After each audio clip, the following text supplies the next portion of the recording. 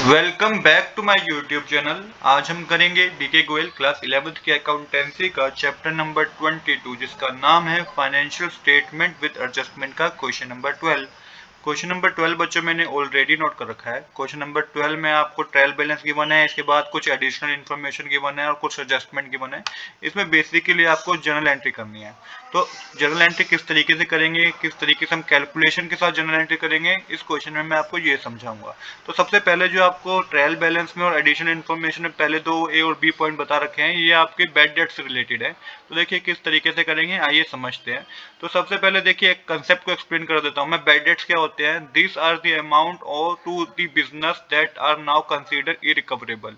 They are a loss to the business and an expenses. तो bad debts क्या होते हैं? बैड डेट्स ऐसे डेटर होते हैं जिन्होंने बिजनेस से सामान तो खरीद लिया बट उन्होंने पेमेंट नहीं करी है, तो उन्हें हम बैड डेट्स बोलते हैं। फर्दर बैड डेट्स क्या होते हैं? ये एडिशनल बैड डेट्स होते हैं। Bad debts discover after trial balance has been prepared, this must be written off now. ऐसे बैड डेट्स जो ट्रायल बैलेंस बनाने के बाद हमें पता चलते हैं, एडजस्टमेंट में पता चलते हैं, उन्हें हम फर्दर बैड डेट्स बोलते हैं। प्रोविजन फॉर डाउटफुल डेट क्या है? An estimate of debt that might become bad debts bad in the future. It create to adhere to the conservative principle which anticipate losses but not profit. It is a deduction from debtor in the balance sheet and an expense in the statement of profit and loss. Provision for doubtful debt क्या होता है? क्योंकि अब business को भी पता होता है कि हो सकता है कि कुछ ना कुछ उसका इस साल भी ऐसे हो डेटर जो कि सामान तो हमसे खरीद ले पर उसकी पेमेंट ना करे, तो पहले से एक प्रोविजन बना के चलते हैं कि हो सकता है कि उनके बिजनेस में इतना परसेंट अमाउंट उनका बैड डेट्स में जाए। ओल्ड प्रोविजन क्या है? ओल्ड प्रोविजन होता था provision carried forward for the previous accounting period. तो सेम जो ओल्ड प्रोविजन होता है जो प्रीवियस अकाउंटिंग ईयर से कैरी फॉरवर्ड किया जाता है, उसे हम ओल्ड प्रोविजन बोलते हैं। जो प्रीवियस ईयर पे प्रॉफिट हुआ है बिजनेस को, उसके बेसिस पे एक ओल्ड प्रोविजन बनाया गया था, अब उसको कैरी फॉरवर्ड कर दिया तो उसे ओल्ड प्रोविजन बोलते हैं। ये क्रेडिट साइड शो होता है ट्रायल बैलेंस के। तो इस तरीके से बच्चों ये मैंने आपको कंसेप्ट समझाया। बैड डेट्स क्या होते हैं, फर्दर बैड डेट्स क्या होते हैं, प्रोविजन फॉर डाउटफुल डेट क्या होता है और ओल्ड प्रोविजन क्या होते हैं। अब हम करेंगे बेसिक कंसेप्ट को समझेंगे और उसकी जर्नल एंट्री करेंगे। क्वेश्चन में सबसे पहले आपको एडिशनल बैड डेट्स गिवन है जो कि 20,000 रुपीज के हैं। तो एडिशनल बैड डेट्स जो 20,000 गिवन है ना बच्चों, ये डेटर को हमारे कम कर देते हैं। तो डेटर हमारे अगर क्वेश्चन में आपको गिवन है, आपको डेटर गिवन है मान लीजिए 1 लाख रुपीज के और 20,000 की फर्दर बैड डेट्स है, तो अब आपके डेटर रह गए 80,000 रुपीज के। तो सबसे पहले हमें right of additional bad debts, इसकी हमें जर्नल एंट्री करनी है। तो जर्नल एंट्री कैसे होगी बच्चों? बैड डेट्स अकाउंट को डेबिट करेंगे और जो डेटर है हमारा उसको क्रेडिट कर देंगे। बैड डेट्स अकाउंट को डेबिट करेंगे क्योंकि यहाँ पे हमारे एक तरीके से loss to record the loss हमने रिकॉर्ड किया है। और डेटर अकाउंट क्या हुआ कि डेटर हमारे कम हो गए, डेटर 20,000 से क्या हो गए बच्चों? कम हो गए। तो क्वेश्चन में 20,000 का आपको एडिशनल बैड डेट्स गिवन है, तो इसकी जर्नल एंट्री जो आप रिकॉर्ड करेंगे वो करेंगे bad debts account debit to debtor account 20,000 का अमाउंट डेबिट साइड, 20,000 का अमाउंट क्रेडिट साइड। नरेशन होगी being further bad debts written off. तो यहाँ पे जो फर्दर बैड डेट्स थे वो हमने क्या कर दिए? राइट ऑफ कर दिए। इसके बाद नेक्स्ट हमारे पास जर्नल एंट्री जो होगी उसके लिए आपको थोड़ी कैलकुलेशन को समझना होगा। अब आपको कैलकुलेट करना है न्यू प्रोविजन जो कि 5% है नेट डेटर पे। तो यहाँ पे देखिए न्यू डेटर जो आपको डेटर गिवन है आपकी ट्रेल बैलेंस में वो 6,60,000 रुपीज गिवन है, जिसमें से 20,000 रुपीज जो एडिशनल बैड डेट्स आपको एडजस्टमेंट में गिवन है वो माइनस करेंगे आप, तो 6,40,000 के आपके पास नेट डेटर बचेंगे। अब इस 6,40,000 पे 5% प्रोविजन आपको कैलकुलेट करना है जो कि न्यू प्रोविजन होगा। तो 6,40,000 का 5% बच्चों 32,000 रुपीज होगा। ये आपके पास क्या है? ये आपके पास न्यू प्रोविजन है। अब क्वेश्चन में आप देखेंगे transfer adjustment bad debts, adjust bad debts. तो ये यहाँ पे क्या है कि मैं आपको समझाऊंगा कि क्वेश्चन में किस तरीके से बैड डेट्स का कंसेप्ट गिवन है। तो देखिए क्वेश्चन में आपको ओल्ड बैड डेट्स गिवन है, फर्दर बैड डेट्स एडजस्टमेंट में गिवन है, न्यू प्रोविजन आपने बनाया है। The old provision is a pool of fund set aside from this purpose. और ओल्ड प्रोविजन क्या होता है? एक तरीके से फंड होता है जो कि प्रीवियस ईयर से ट्रांसफर किया जाता है। ये प्रॉफिट एंड लॉस अकाउंट में क्रेडिट साइड मेंशन किया जाता है। तो देखिए सबसे पहले हम मेंशन करते हैं अपने ट्रायल बैलेंस में ओल्ड बैड डेट्स आपको 15,000 के गिवन है जो कि डेबिट साइड आपको मेंशन करना है सब कुछ। ऐड करने हैं फर्दर बैड डेट्स जो कि 20,000 रुपीज के हैं। ऐड करना है न्यू प्रोविजन जो कि 32,000 रुपीज का भी आपने कैलकुलेट किया है। तो total loss to be covered 67,000 rupees का टोटल ये अमाउंट है जो कि डेबिट साइड आपको मेंशन करना है। अब इसमें से लेस करेंगे ओल्ड प्रोविजन जो कि ट्रायल बैलेंस में गिवन है। ओल्ड प्रोविजन हमें ट्रायल बैलेंस में गिवन है जो कि प्रीवियस ईयर से हमने ट्रांसफर किया है 40,000 रुपीज का। तो अभी भी बच्चों net amount to be charged to P and L profit and loss account में जो डेबिट होगा वो 27,000 रुपीज का अमाउंट अभी भी डेबिट होगा किस side? Profit and loss account के डेबिट साइड। जब हालांकि हमने ओल्ड प्रोविजन भी माइनस कर दिया पर फिर भी 27,000 का अमाउंट डेबिट होगा। अब यहाँ पे देखिए हमें क्या करना होगा, हमें अगले एडजस्टमेंट करनी होगी। जो बैड डेट्स गिवन है ट्रायल बैलेंस में, जो कि ओल्ड बैड डेट्स है 15,000 रुपीज, और फर्दर बैड डेट्स आपको एडजस्टमेंट में गिवन है जो कि 20,000 रुपीज है, 35,000 रुपीज हो गए। तो 35,000 रुपीज की आपको क्या करनी है, एक जर्नल एंट्री करनी है। अब देखिए 27,000 का मैंने बताया कि लॉस है जो कि ट्रांसफर होगा प्रॉफिट एंड लॉस अकाउंट में डेबिट साइड। पर अब जो हम जनरल एंट्री करेंगे, पहले 27,000 की भी जनरल एंट्री होगी बच्चों, पर पहले हम करेंगे 15,000 और 20,000 के जो बैड डेट्स हैं 35,000 की टोटल हम जनरल एंट्री करेंगे। तो ये जनरल एंट्री बच्चों क्या होगी, ये जनरल एंट्री होगी provision for bad debts account debit to bad debts account 35,000 का अमाउंट डेबिट साइड, 35,000 का अमाउंट क्रेडिट साइड। क्यों करी बच्चों हमने जनरल एंट्री, क्योंकि हमने यहाँ पे भी राइट ऑफ किया है बैड डेट्स। तो अब यहाँ पे समझिएगा, जो कि हमें प्रोविजन ओल्ड प्रोविजन गिवन था उसमें वो 40,000 का गिवन था, तो हमने उसमें से क्या कर दिया, उसको यूटिलाइज करके हमने बैड डेट्स को क्या कर दिया, राइट ऑफ कर दिया। तो एडजस्टमेंट है इसकी provision for bad debts account, जो कि हमने यूटिलाइज किया existing provision to cover the actual bad debts, जो कि 40,000 का था, तो 35,000 रुपीज हमने क्या कर लिया, यूटिलाइज कर लिए, और बैड डेट्स अकाउंट को हमने क्रेडिट कर दिया क्लोजिंग दी बैड डेट्स अमाउंट। तो बैड डेट्स के अमाउंट को हमने क्या करा, क्लोज अकाउंट को क्लोज कर दिया। तो एंट्री बनेगी provision for bad debts account debit to bad debts account 35,000 का अमाउंट डेबिट साइड, 35,000 का अमाउंट क्रेडिट साइड। नरेशन होगी being bad debts adjusted against provision. तो आई होप कि सेकंड ट्रांजैक्शन में भी आपको कोई डाउट नहीं होगा। अब तीसरी जो जनरल एंट्री होगी बच्चों, वो 27,000 रुपीज जो रिकॉर्ड कर लेना है प्रॉफिट एंड लॉस अकाउंट में डेबिट साइड, उसकी जनरल एंट्री होगी, जो कि मैंने आपको कैलकुलेशन में बताया था कि किस तरीके से 27,000 रुपीज आया। तो ये नेट लॉस है 27,000 रुपीज का, जो कि आपको प्रॉफिट एंड लॉस अकाउंट में मेंशन करना है। तो देखिए प्रॉफिट एंड लॉस अकाउंट में आपको डेबिट करना है, प्रॉफिट एंड लॉस अकाउंट को आपको क्या करना है, डेबिट करना है 27,000 रुपीज से।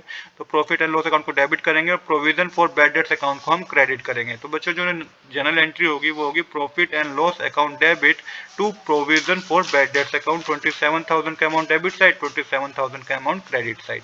तो आई होप कि इसमें भी आपको कोई डाउट नहीं होगा, क्योंकि 27,000 रुपीज एक तरीके से नेट लॉस ही है, तो जिसको आपको प्रॉफिट एंड लॉस अकाउंट में क्या करना था, ट्रांसफर करना था। तो हमने प्रॉफिट एंड लॉस अकाउंट को डेबिट कर दिया 27,000 रुपीज से, और provision for bad debts account को हमने क्रेडिट कर दिया being net amount transfer to profit and loss account. तो इस तरीके से ये तीन जनरल एंट्री मैंने आपको समझाई। इसके बाद हमें जो जनरल एंट्री गिवन है बच्चों, वो है good distributed as free sample staff welfare. तो गुड डिस्ट्रीब्यूट किया है हमने free as a free sample, जो कि यहाँ पे बता रखा है स्टाफ वेलफेयर के लिए हमने डिस्ट्रीब्यूट किए हैं। तो यहाँ पे कंसेप्ट को समझते हैं बच्चों।